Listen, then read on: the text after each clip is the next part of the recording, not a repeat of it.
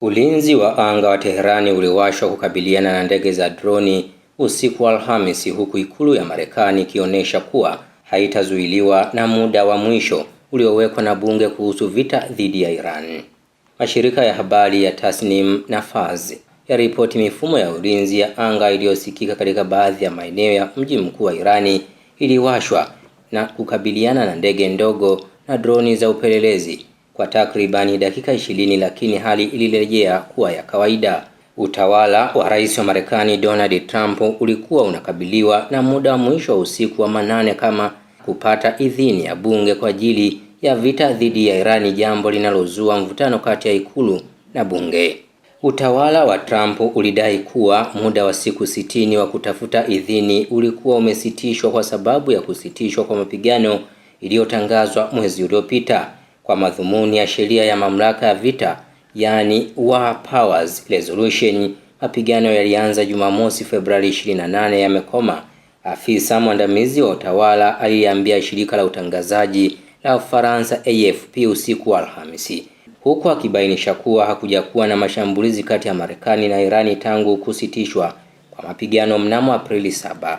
Utawala wa Marekani unasema kuwa vita dhidi ya Irani tayari vimekwisha kutokana na makubaliano kusitisha mapigano yaliyoanza mapema Aprili, tafasiri ambayo ingeruhusu ikulu kuepuka hitaji la kuomba idhini ya bunge. Kauli hiyo inaendeleza hoja iliyotolewa na Waziri Mkuu wa Ulinzi Peter Hegseth alipotoa ushahidi katika Seneti mapema Alhamisi, aliposema kuwa kusitishwa kwa mapigano kumeweka vita katika hali ya kusimama. Kwa hoja hiyo, utawala haujakiuka sharti la sheria la mwaka 1973 inayotoa idhini ya bunge kwa hatua za kijeshi zinazozidi siku 60. Afisa mwandamizi wa utawala alisema kuwa kwa mujibu wa sheria hiyo, mapigano yaliyoanza Februari 28 yamekoma, akiongeza kuwa hakujakuwa na mashambulizi kati ya Marekani na Irani tangu kusitishwa kwa mapigano kwa wiki 2 kuanzia Aprili 7. Ingawa kusitishwa kwa mapigano kumeongezwa muda, Irani bado inadhibiti mlango wa bahari wa Hormuz, huku jeshi la wanamaji la Marekani likiendelea kuweka mzingiro kuzuia meli za mafuta za Irani kuingia baharini. Kwa mujibu wa sheria za mamlaka ya vita, Rais Donald Trump anapaswa kufikia Ijumaa, yani leo, awe ameomba idhini ya bunge au kusitisha mapigano. Sheria hiyo pia inaruhusu kuongeza muda kwa siku inaruhusu kuongeza muda kwa siku 60 zaidi, kwa siku 30 zaidi. Wabunge wa chama cha Democratic walishinikiza utawala huo kupata idhini rasmi ya bunge vita dhidi ya Irani, na muda wa siku 60 ungekuwa hatua muhimu ya baadhi ya wabunge wa Republican waliounga mkono hatua za muda mfupi dhidi ya Teherani, lakini walitaka ushiriki wa bunge kwa operesheni ya muda mrefu. Ule muda wa mwisho si pendekezo, ni sharti, alisema Senator Susan Collins wa Maine, aliyepiga kura kuunga mkono hatua ya kusitisha operesheni za kijeshi dhidi ya Irani kwa sababu bunge halijatoa idhini, huku akiongeza hatua yoyote zaidi ya kijeshi dhidi ya Irani lazima iwe na lengo la wazi, malengo yanayowezekana